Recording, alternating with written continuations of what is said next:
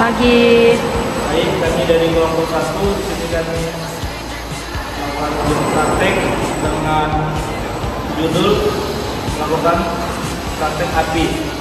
Jadi di sini misalkan dengan nama saya sendiri Muhammad Arif Segar dan teman saya. Nama saya Yuli. Nama saya Yuli. Baik, di sini kami memiliki 3 pertanyaan yang akan dibacakan. Soal pertama itu kemudian soal kedua dengan saya sendiri dan soal ketiga dengan teman saya Nima. Baik, langsung saja masuk ke soal pertama. Nah, yang pertama, apa sih API itu? Nah, API itu merupakan singkatan dari analisa proses interaksi. Analisa proses interaksi sendiri merupakan suatu alat kerja yang biasa digunakan oleh pesawat untuk mengetahui sudah sampai mana interaksi antara pesawat dan lain tersebut. Selain itu, API juga digunakan sebagai alat untuk memahami apa yang dimaksud dengan layar itu sendiri. Nah, selanjutnya saya akan lanjut ke pertanyaan kedua yang akan dibacakan oleh teman saya. Soal nomor kedua yaitu apa tujuan API? Jawabannya, tujuan API itu terdiri dari 4. Yang pertama itu mementingkan komunikasi pada pasien. Yang kedua, mementingkan kepekaan perawat terhadap kebutuhan pasien. Yang ketiga itu membantu perkembangan dan perubahan pendekatan kepada pasien. Yang keempat itu membantu perawat terhadap melakukan penerapan asuhan keperawatan. Selanjutnya soal nomor 3 akan dibacakan oleh teman saya.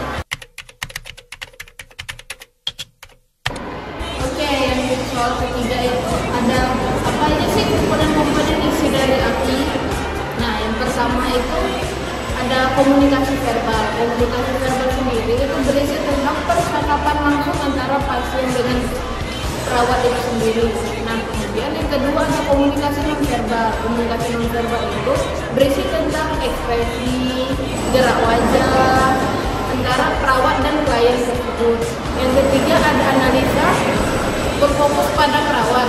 Nah, isinya itu analisa pada fokus perawat berisi tentang apa yang diharapkan dari perawat tersebut. Nah, yang keempat, analisa berfokus pada klien. Nah, ini berisi tentang apa sih yang mungkin ada di benak pasien dari ekspresinya atau sebagainya gitu.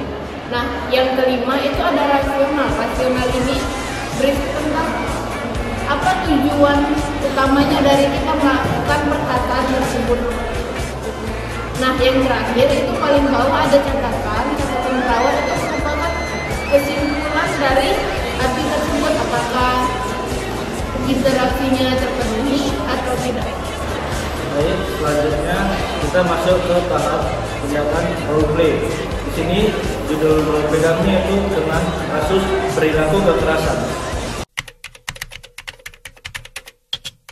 Pada suatu hari di rumah sakit jiwa, tepatnya di ruang Lili, terdapat seorang pasien bernama Nyonya L, berumur 28 tahun, dirawat dengan diagnosa perilaku kekerasan. Pasien tampak gelisah dan emosi, kemudian setelah emosi tampak meredam. Seorang perawat bernama Perawat Habib menghampiri pasien tersebut. Perawat Habib pun langsung melakukan ekspresi pasien, yang dimana salah satunya membantu pasien indikasi penyebab, tanda dan gejala perilaku hingga akibatnya, kemudian menjelaskan kepada pasien cara latihan nafas dalam.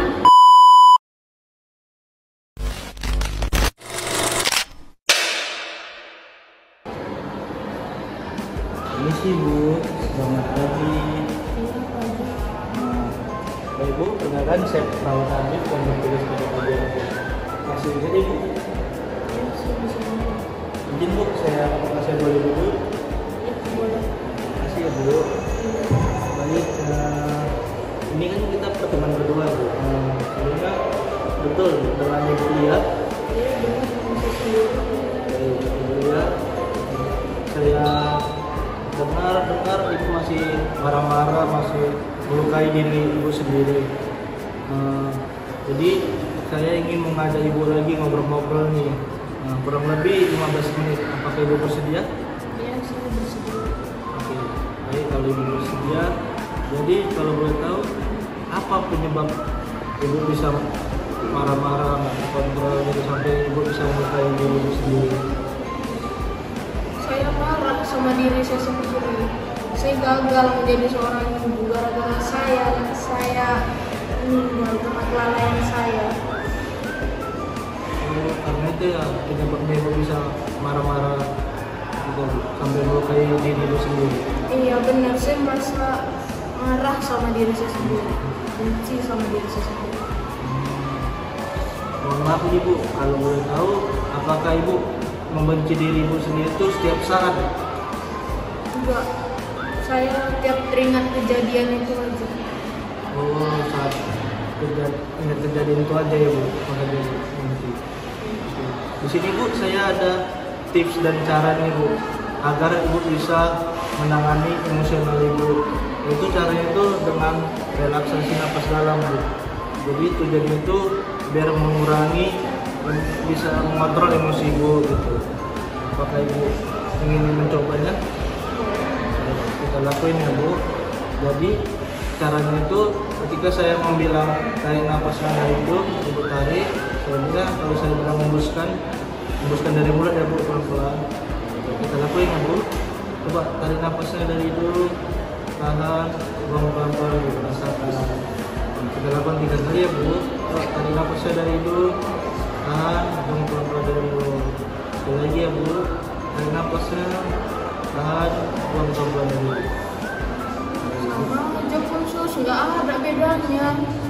Oh, nggak ada perubahannya Bu? Oh, baik. Kalau tidak ada tindakan ini bisa mengurangi emosional Ibu, mungkin kita ketemu lagi besok Bu.